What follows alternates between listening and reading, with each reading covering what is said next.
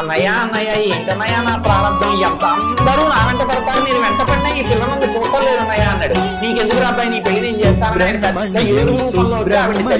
ఆ వల్లి భయపడి పరిగెత్తుకుంటూ వెళ్ళి రక్షించని సుబ్రహ్మణ్యుడు అన్నయ్యగా అంతర్ధానం అయిపోయాడు. వల్లి కళ్యాణం తమ్ముడికి పెళ్లి చేసిన వాడు ఆయన. పెళ్లి చేసింది వినాయకుడు, రాజ్యం ఇప్పించింది వినాయకుడే.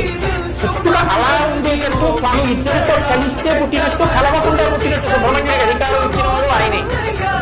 జ్ఞానఫలం ఇస్తానరా, ఎవరు భూప్రదక్షిణం చేస్తే వాళ్ళకి ఇస్తాను పరమశివుడు. ఆయన నెమలి వాహనం ఎక్కి వెళ్ళిపోయాడు. ఈయన పార్వతీ పరమేశ్వరుడికి ప్రదక్షిణం చేసి ఇచ్చి ఆయన అన్నీ తిరిగి వచ్చారు. ఊరై తల్లిదండ్రులకు ప్రదక్షిణం చేస్తే భూప్రదక్షిణం చేసినట్టే మీ అన్నయ్య మరి ప్రదక్షిణం చేసేశాడు, వాడికి ఇచ్చేస్తున్నానని జ్ఞానఫలం వినాయకుడికి ఇచ్చేశాడు.